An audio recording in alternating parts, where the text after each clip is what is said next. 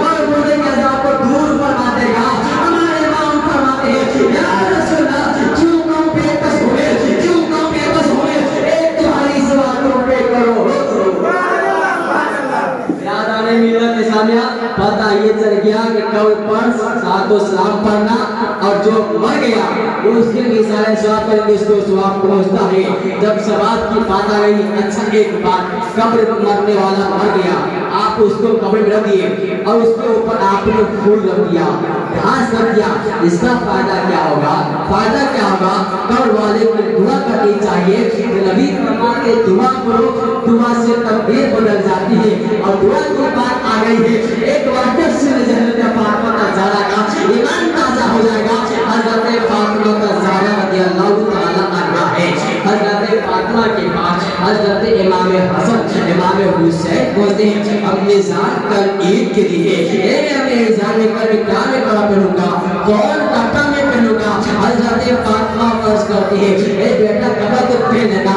حضرت امام حسین کہتے ہیں اگر میں پرانا کپڑا میں پہنتا ہوں تو امیر لوگ مجھ کو طرح دیں گے کہ دیکھ تیرا باپ تمام مولیوں کے بادشاہ ہے اور تیرا نانا تمام کائنات کا مالک کو ہوتا ہے, اس پر نواز سے کتنا پرانا کپڑا پہنا ہوا ہے, پرانا کپڑا پہنا ہوا ہے. حضرت فاطمہ کا زہرا نبی کی بیٹی اللہ کے بارگاہ میں عرض کرتی ہے اے اللہ تبارک و تعالی, حضرت امام حسین کو, امام حسن کو, ان کے لیے آج میں تیری بارگاہ میں عریضہ کرتا ہوں, ان کے لیے تم نیک اچھا لباس عطا فرما دے, نیا لباس عطا فرما دے. حضرت فاطمہ نماز فرض ادا کرتے ہیں. ادا کرنے کے بعد رب العالمین کے بارگاہ میں دعا کرے اللہ امام حسن حسین کے لیے نیا کپڑا عطا فرما دے. دروازے پر دستخط دینے والا دستخط دے رہا ہے, اے فاطمہ دروازہ کھولو. حضرت فاطمہ فرماتی ہے کون؟ حضرت فاطمہ سے کہتے میں ہوں. کون؟ تو میں اہل بیت کا میں درویش ہوں, میں کپڑا لے کر آیا ہوں. چنانچہ حضرت فاطمہ کو کپڑا جب دیا جاتا ہے, حضرت فاطمہ کپڑا لے لیتے ہیں, امام حسن کو پہنا دیتے ہیں, امام حسین کو پہنا دیتے ہیں. اتنے میں آقا کریم تشریف لاتے ہیں. اے فاطمہ دیکھو آج حسن حسین کتنے خوبصورت دکھنے لگے ہیں, کتنے اچھے لگے دیکھنے میں. حضرت فاطمہ سے نبی فاطمہ یہ کپڑا کون کپڑا ہے؟ حضرت فاطمہ ابا حضور آپ ہی بتا دے کپڑا کون سا کپڑا ہے.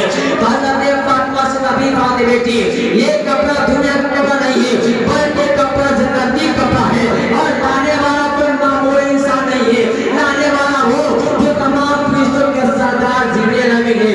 اے فاطمہ سن, میرا بیٹا اسرا حسین یہ تمام جنتی نوجوانوں کی سردار ہے. اے فاطمہ سن, تو تمام عورتوں کی سردار ہے.